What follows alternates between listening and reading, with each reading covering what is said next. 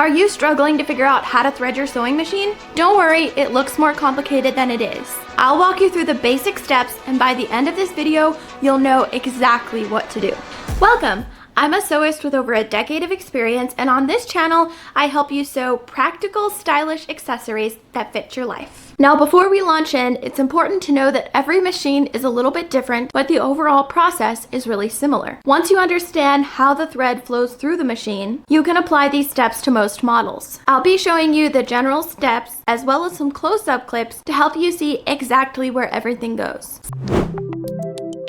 Start by raising your presser foot and make sure your needle is in the highest position. You can do this by slowly turning the hand wheel towards you, never backwards. You may need to turn it down and then back up until the thread take-up lever reaches its highest point. Next, place your thread spool onto the spool pin. If your thread has a little hook or notch at the end, usually on the flat side, make sure it's facing away from the thread path. For example, if your thread pulls to the left, then that notch should face the right side. This helps prevent the thread from catching while you sew. However, if your thread has a nice smooth snap-in end cap, then you don't need to worry about this. Next, add the felt disc and spool pin cap. The felt disc helps the spool spin freely and reduces noise, while the spool pin cap keeps the thread in place and prevents it from flying off the machine. Position the cap close to the spool, but not so tight that it prevents it from spinning freely. Now, find the thread guidance symbols printed on your machine, or it could be a sticker. These show you the path your thread should follow. Guide your thread through the first 1 or 2 thread guides, which often include one with a tension disc. The thread should slide between the metal parts to engage the tension properly, but check your machine's manual for your exact threading path.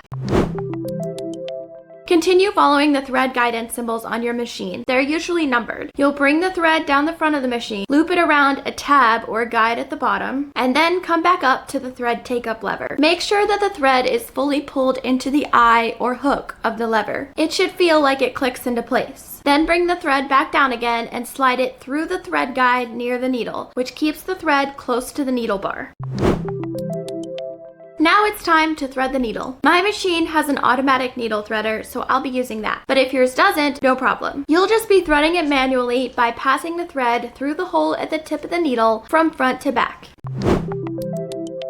Now the last step is to guide the thread under the presser foot and then pull it out towards the back of the machine. Most presser feet have a little opening or slit on the right side that lets you do this easily. Laying the thread towards the back keeps it out of the way when you start sewing. And that's how you thread the top of your sewing machine. If you found this helpful, please give it a like. It really supports the channel. And don't forget to subscribe so you won't miss next week's video, where I'll show you exactly how to pick up the bobbin thread and finish getting your machine ready to sew. Now, if you found this video helpful, you may want to check out this one next. Bye! Until the thread, if your thread has a little